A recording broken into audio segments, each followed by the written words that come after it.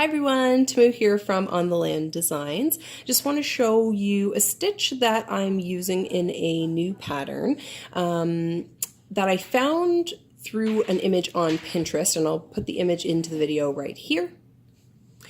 And I couldn't find a proper stitch name or a video tutorial or anything to go with it, so I thought I would add my own.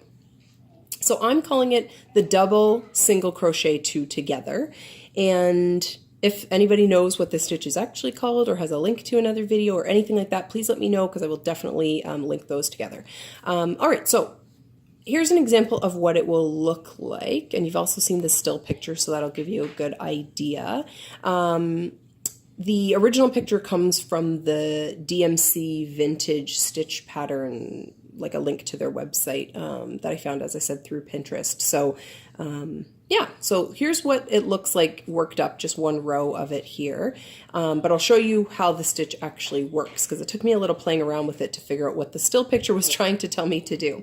So what we're going to do is work a single crochet two together, but the first stitch is going to share a hole with the last half of the stitch before it. So I'm going to start the stitch going into this hole here that's already occupied and pull up a loop. Then I'm going to pull up a loop into the next unoccupied hole or unoccupied stitch, yarn over the hook, and pull through all three. Okay. So then when I go to do the next stitch, I'm going to do the same thing. Pull up the first loop where I ended the last stitch, pull up a loop in the next unoccupied stitch, yarn over, and all the way through. So I'm just going to complete this row so I can show you what it looks like when we're starting the row. And the nice thing with this stitch pattern is it gets a really interesting textured fabric.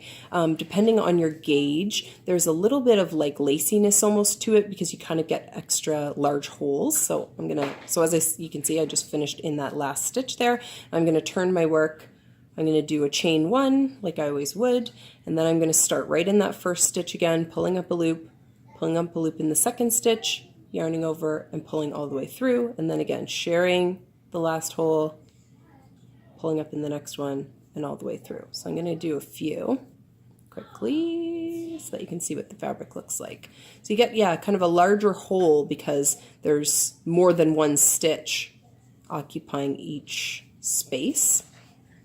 But because even though it's a decreasing type stitch, because we're doubling them up in every spot, the stitch count stays the same. So you get this kind of interesting texture, and it creates like a bit of a ridge in the fabric. I don't know how well that is, how well you can see that, but in my new pattern, Stitch with Grit, I use sections of this balanced out with sections of a different stitch pattern so that you get this sort of ridged, rippled section in between. It looks really cool.